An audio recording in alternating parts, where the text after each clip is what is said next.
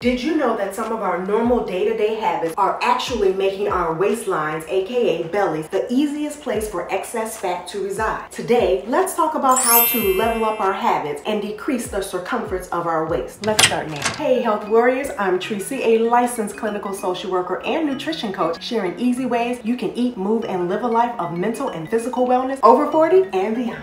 I've been guilty of pleading my case to the weight loss fairies, explaining to them how hard I work, how well I eat, and still I'm not seeing any progress. But when the weight loss fairies asked me more detailed questions, I found myself tongue-tied, even playing the aging and hormone card. The fairies helped me realize that in order to see progress, I had to do what successful, happy, and thriving couples do, and that is to uphold honesty, responsibility, and ownership of accountability in my relationship with myself, starting with, I had to stop giving myself a pass on unwanted behaviors. You know, consistently overeating out of boredom, disappointment, self-restriction. See, I would never in a million years give my children a pass on cursing me out because they had a bad day. Changes would be put into place instantly to repair and rebuild that relationship to health. That same kind of action needs to happen when we want to rescue our waistline. I found being able to talk freely about my emotions behind the pull to eat more than my body needed turned on so many light bulbs and started diminishing those raging emotions to a manageable place where eating, actually overeating, was no longer up for consideration. But maybe you aren't sitting over there with your pants feeling tight or even overeating. Maybe you're doing this instead, not being conscious of your choices. During my journey leading to better health and a smaller waistline, I ate clean. Among my clean eating was allowing myself to be unaware of how much extra added sugars I was consuming. You know, an extra squeeze of honey here, drinking beverages with those alternative sweeteners in them. These small moments of extra sugar intake we overlook might fool our eyes and mind, but nothing is getting past our guts. Imagine our gut is like a garden filled with flowers, grass, and weeds. You know, typical garden stuff. Our garden, or our gut, has its good bacteria that helps our overall body immune function. Then we have some not so good bacteria, the weeds of the gut, so to speak, the type of bacteria that triggers painful inflammation and hunger. Well, did you know that sugar plays favors? Yeah, it does. And it chooses to hang out with the bad bacteria in our bodies because it likes how this type of bacteria flourishes its power.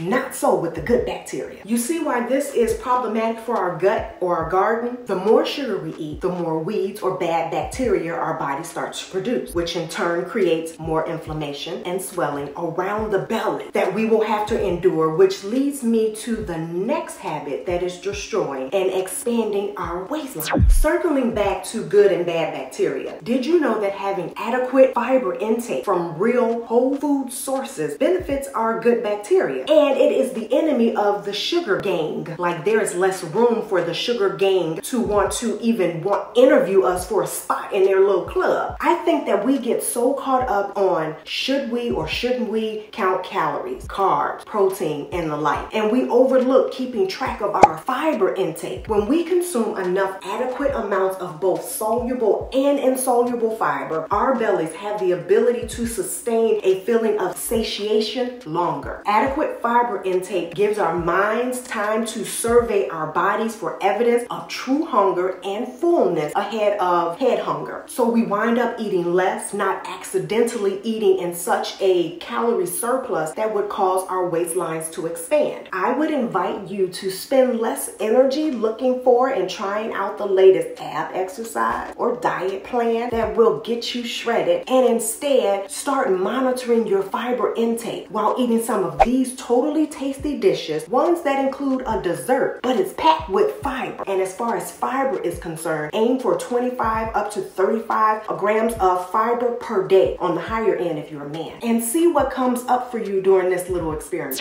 Moving right along, and coupled with our awareness of fiber intake to snatch our waist, is intentionality. I know it's one of those words that has been used a lot, and you've probably grown tired of hearing set the intention, be intentional, woo woo woo woo woo. When it comes to stopping the over 40 belly expansion that can sometimes happen, being intentional becomes paramount. Let's face it, life and nature has shown us from the very start what to expect. And this is what I mean. Each year, life travels a path of seasons filled with newness of birth, development, growth, contribution, slowness, and stillness. If for a moment you think about that process, our lives mirror this same process. 40 and beyond begins our season of slowing. Slowing allows us the benefit of self-introspection and the realization that we feel more in control, more accomplished in our day when we have intention. We create and set a schedule to allow us to get important and meaningful things started and done, except for when it comes to food and our eating. Dare I say, our relationship with food is haphazard. When I set aside a few minutes before bed each night to plan out what I want and desire to eat the next day, which includes sufficient protein, fat, leafy greens, starchy carbs, a few treats if I want, and even meals out to the restaurant, what I experience from this easy habit is that my mind no longer dreads the notion of meals, of eating, and I am not sneak eating and heaping shame and guilt upon myself. I am operating out of awareness. So when boredom or frustration or emotions come, I don't veer from what's on my plan. My plan helps me have that structure. Knowing in advance what I will eat each day, building in that kind of intention for myself actually reinforces my commitment to my desired outcome, which is to have vibrant health and a smaller waistline. When I do this, I am no longer allowing life to dictate my path. I get to guide me towards the path that is right for me. Wouldn't you say? So when will be the best time for you to plan with intention what you will eat for tomorrow? What are you practicing? You know, I probably should have started with this one now that I think about it. It's the top, if not the main waistline destroying habit that is not being executed consistently. Over the past 10 plus years and still to this day, people ask me, how did you lose over 70 pounds? How many miles a day do you run? Do you eat keto? Do intermittent fasting? How in the world have you been able to keep it off? It was hard to put into words as I was going through the process. Now I can confidently say that when I was at my heaviest, I wasn't practicing being healthy. Once I began practicing the life actions of healthy people, I don't mean skinny people or buff, overly buff, muscular people. Not to say that they're not healthy, but people who had good health habits that I identified with, that I felt like I could do that. These people were independently active. They were making choices to support the health that they wanted to retain. You know, those people who made their doctors question why they even went to medical school and how in the world will they pay their mortgage, because you are not contributing to them collecting residual income because you have failing health. Like those people, those were the people that I was looking at and observing, and I wanted what they had. In my observation and reading about healthy people, what I came to realize is they didn't deprive themselves. And when they ate mindfully, knowingly, and they didn't spend a huge amount of time being sedentary. They got up and they moved around during the day. I'm not talking like exercising. I'm talking like if they're sitting at their desk, they would get up and they would walk and go,